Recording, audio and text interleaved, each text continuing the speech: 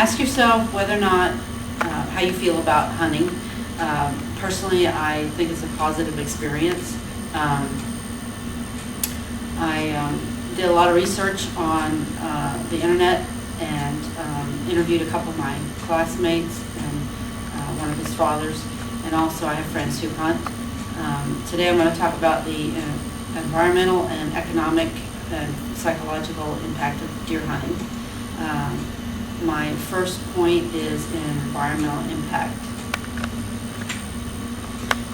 Just some brief history of the United States before European settlers.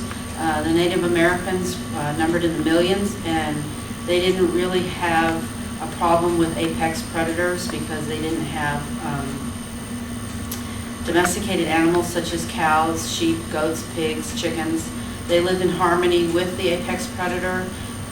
Some of them were hunter-gatherers. They moved from one place to another following herds, and some were actual farmers who had domesticated the native corn plant.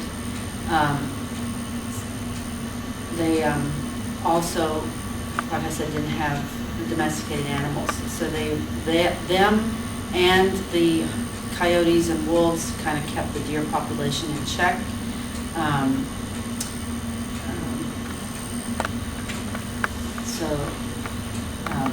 There was a cascade study done on 5 major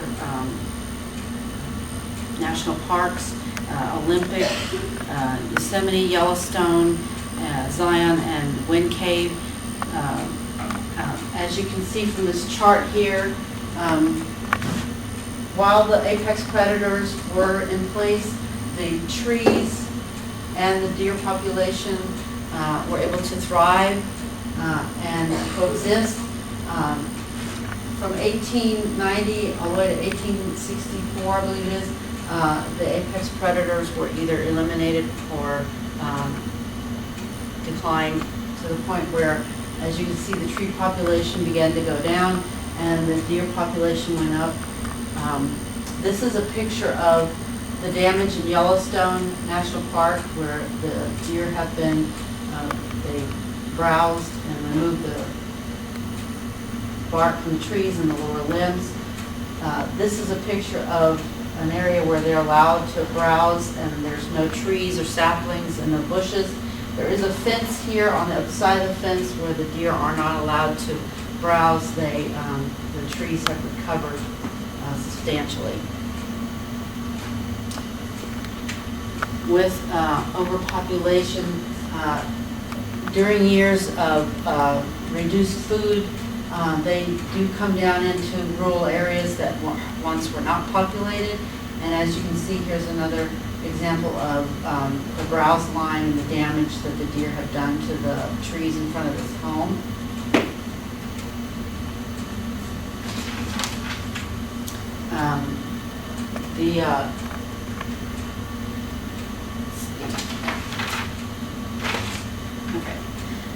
With the deer increased population, there is more potential for them to spread disease and parasites. As you can see, this deer is suffering from either a disease or parasites, and it's emaciated. My next point is the economic impact of hunting. For businesses such as lodging, it's 800 plus million. For private transportation, it's 5 million plus, 500 million plus. For drinks, foods, and refreshments, it's 600 million plus. Hunting equipment, 1 billion plus. And license fees, 71 million plus.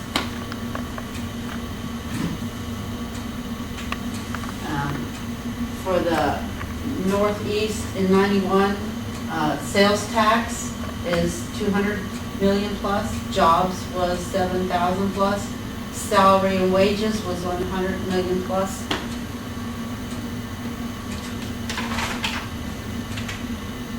Tax revenues in 91 for North Carolina, sales tax 11 million plus, and income tax 3 million plus. Impact of deer hunting in North Carolina, 91, the retail sales was 100 million plus, jobs was 4,000 plus, and salaries and wages was 83 million plus. The impact of deer hunting in 91 just in North Carolina, the sales tax is 6 million plus, and the state income tax is 2 million plus. In North Carolina in 06, hunting related expenditures with license and equipment is 500 million plus. Economic sectors, 800 million plus. Net income, 200 million plus. And hunting industry related jobs was 8,000 plus. Here in Franklin, North Carolina, Walmart provides a wide range of hunting supplies. This is one of my coworkers, Doug. According to him, there's been a 10% increase in licenses this year. For hunting weapons and ammo in 2011, an estimated 56 guns per month went out between October and December. And this year, 2012, an estimated 90 guns per month between October and December will leave Walmart store.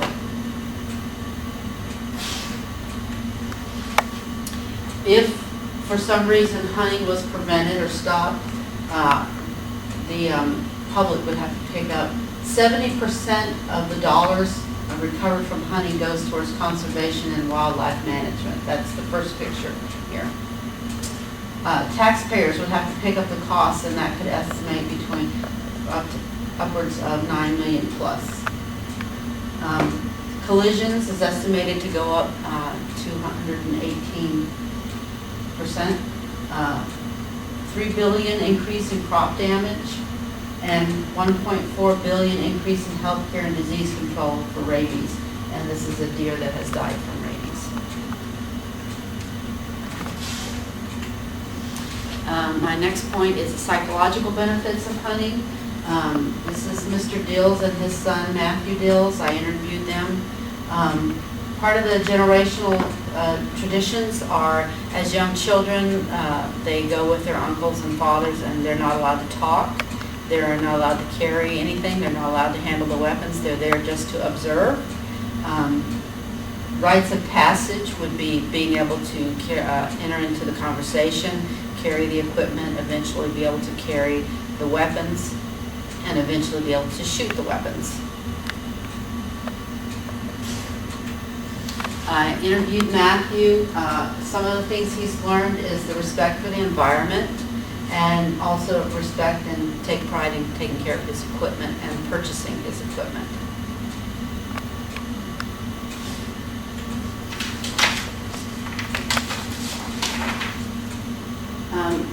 Some of the things I asked Matthew were, at what age did his start, and he was about 7 or 8. He went with his father and his uncles. Some of the things he learned were to respect the environment and take care of his equipment. Some of the things he saw over the years were years where there were plenty of food and years where there were not plenty of food. So a lot of the damage he's seen is due to the hog population increase.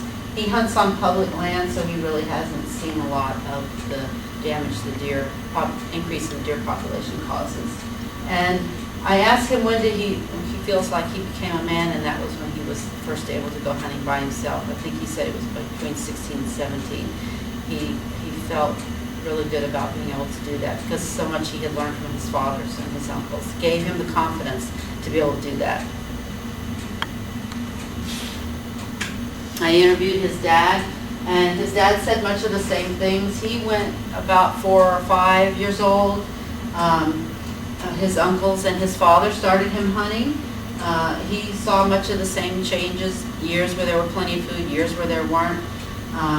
He learned to respect his elders, learned to respect the knowledge that they had. He felt like he became a man when he was about 6 or 7. He shot his first squirrel that day. My summary is the importance of maintaining a balance in the mammal population. between the apex predators, which have been reintroduced, and being able to go hunting. Hunting is a popular sport and provides economic input to small communities, especially like Franklin, and it provides a positive psychological interaction between the men in the party and the children that they take with them. And these are my references.